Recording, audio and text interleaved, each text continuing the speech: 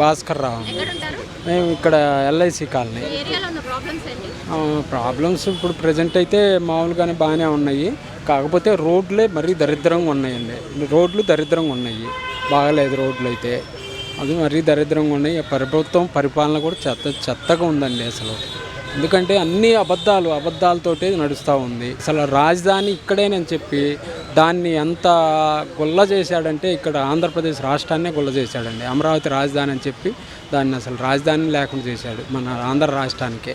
అది చాలా బాధాకరమైన విషయం అండి. 3 రాజధానులు అంటున్నాడు. ఒక రాజధానికే మనం సరిగ్గా చేయలేని ఆయన 3 రాజధానులు ఏం కడతాడండి. అంతా బాగా కరెంటు రేట్లు విపరీతంగా పెంచి పారనుకాడు. దాన్ని అసలు ఇదే లేదు దానికి దీనికి.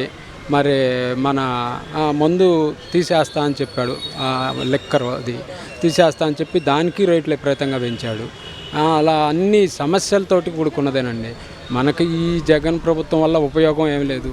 10 మందికి ఇస్తే ఏదైనా సంక్షేమ పథకాలు అని చెప్తాడు, 10 మందిలో 4గురికి ఇస్తాడు, మొత్తానికి ఇచ్చానని చెప్తాడు. బట్టలు నొక్కుతున్నా అంటాడు, అంతా ఒత్తి బట్టలే.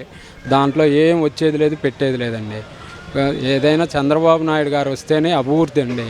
అంతకు తప్పితే ఎవరు వచ్చినా ఎవరు చేయలేరండి వాస్తవంగా. చంద్రశేఖర్ గారు చాలా మంచివాడండి.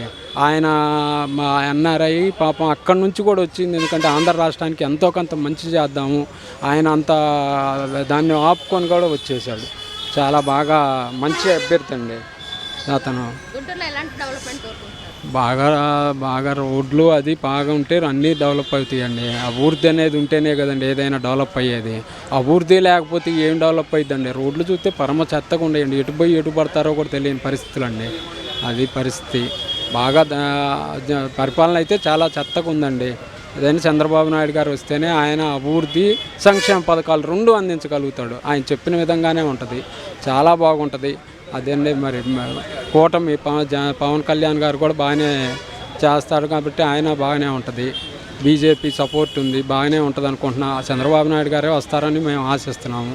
దాదాపు 150 సీట్లు కన్ఫామ్గా వస్తాయని మేము అనుకుంటున్నాము.